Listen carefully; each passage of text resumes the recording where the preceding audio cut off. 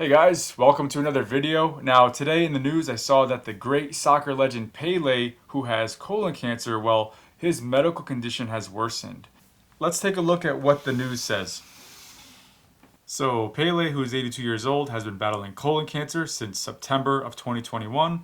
He was hospitalized November 29th for doctors to reevaluate his treatment. Now, the doctors, they just released a statement on his medical condition today. Hospitalized since November 29th for reassessment of chemotherapy for the colon tumor and treatment of a respiratory infection. The cancer has progressed and requires greater cancer for renal and cardiac dysfunctions. So, renal, kidneys, cardiac, heart. Also, back on December 3rd, there was a report that he was transferred to palliative care unit at that time after the chemotherapy for his colon cancer stopped seeing the expected results. So that implication is that at that point he has very minimum stage 3, but most likely stage 4 when you're being treated for colon cancer and it stops responding to chemo. Also, at that time, he was noted to have generalized swelling. Generalized swelling can be due to a number of different things, but one of the most common things is when the heart isn't pumping as well, but also it's very common when the kidneys aren't working as well, or if both of those things are happening. Other reasons why people could have generalized swelling would be things like malnutrition or malnourishment, where the albumin levels, the protein levels of albumin in the blood, are low, and that can be related to the kidneys as well because the kidneys can actually lose that albumin. So things that contribute towards low albumin will contribute towards generalized swelling. When the liver stops working, that's another big reason why people can get swelling. So heart not pumping, kidneys not working, liver not working, and then low albumin levels, those are the big four in terms of what causes generalized swelling. And there's one more important thing I want to point out that's being reported, and that's Pele's cancer has advanced and he's under elevated care because of issues with his kidneys and his heart. So that's actually a big clue as to what's going on with that elevated care. When someone is receiving elevated care, that implies that the patient is being moved to the intensive care unit, or at the very least, something that is very close to the intensive care unit where patients are typically getting medications through an IV drip. Now, the doctors note that he has kidney and cardiac dysfunctions as a result of his colon cancer progressing, which he's been fighting for more than a year. The chemotherapy that is used for colon cancer is typically something called FOLFOX, which stands for certain drugs. So the FOL, that stands for folinic acid, which is also known as leucovorin, which actually is a form of vitamin B9. The F is 5-fluorouracil, or 5-FU, which is a chemo drug, and the OX is oxaliplatin, another chemo drug. This FOLFOX chemo regimen can have lots of side effects, but for the most part, it doesn't impact the heart or the kidneys.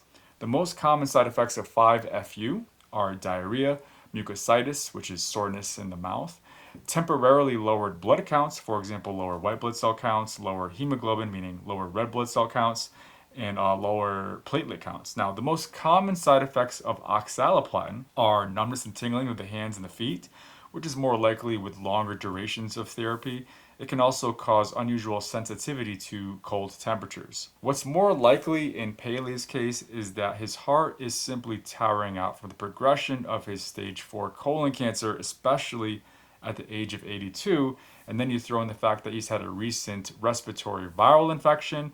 I think I read somewhere that it might have been COVID. So all these things piling on start to really add up and really tax the heart.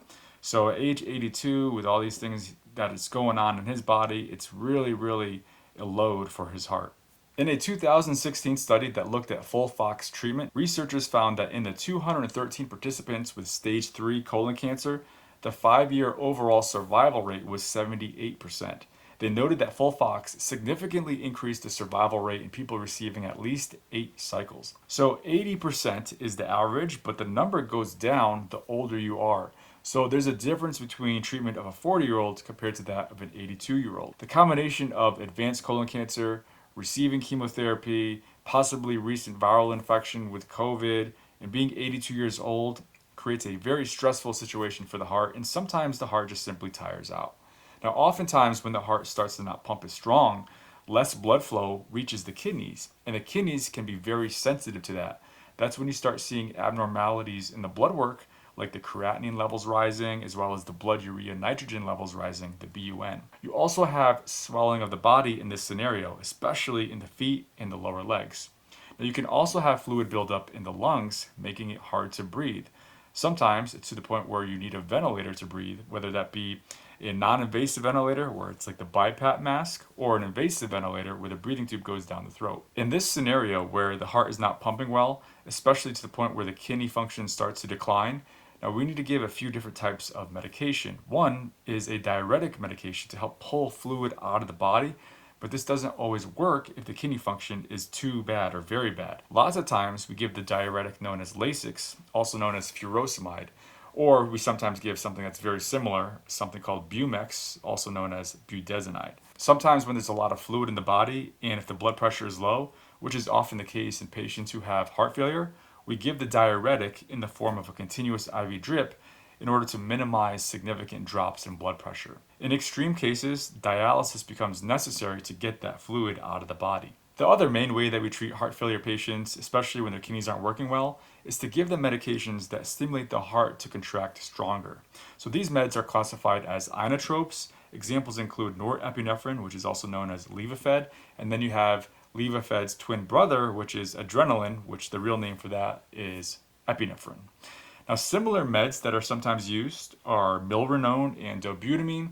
These meds can sometimes help the heart beat harder, but they all have the potential for side effects. And the biggest concern is the potential for arrhythmias, which can have huge consequences. Sometimes in patients with heart failure, we talk about doing some more aggressive interventions, for example, an impella. So what is an impella? It's an axial flow pump that is placed across the aortic valve, and it helps to pump blood from the left ventricle into the aorta. A left ventricular assist device is a pump that we use for patients who have reached end-stage heart failure, and this is surgically implanted. Now, this battery-operated mechanical pump, it then helps the left ventricle, the main pumping chamber of the heart, to pump blood to the rest of the body. They're most often used as a bridge to a heart transplant, but some patients aren't candidates for heart transplants. Now, in this case, patients can receive long-term treatment using an LVAD, which can prolong and improve patients' lives. Now, in someone with stage 4 colon cancer, it's highly unlikely that they're going to receive an LVAD. In fact, when the overall prognosis is poor, like in the case when someone has stage 4 colon cancer to the point where their organs start shutting down, like when their kidneys aren't working so well and their heart isn't pumping so well, well, that's when ICU doctors have to have that dreaded conversation with the family, especially if the patient is unable to participate in making medical decisions for themselves. So while I don't know all the details of Pele's medical case, it does sound very concerning that his family had to rush to the bedside, as I saw in one article, as he required elevated level of care. Especially when you look at this in the context of someone with stage 4 colon cancer with heart and kidney dysfunction. Is it possible that he survives this hospital stay? Yes. But in the big picture, his prognosis unfortunately looks pretty bleak. One of his daughters, whose name is Kelly, she said that he's going to stay in the hospital during Christmas with his family and that she's going to give an update next week. Also, that the worldwide tributes and messages of support that have been pouring in for her dad has been a huge comfort, and she knows that they're not alone. So all the best to him and his family. Colon cancer is something we're hearing in the news more and more, especially in younger and younger patients. Obviously, he's 82, so he's not a younger patient, but regardless, you hear it in the news all the time with younger and younger people. So if you want to know the warning signs of colon cancer and the reason why more and more younger people are getting colon cancer, I highly recommend you check out this video right here.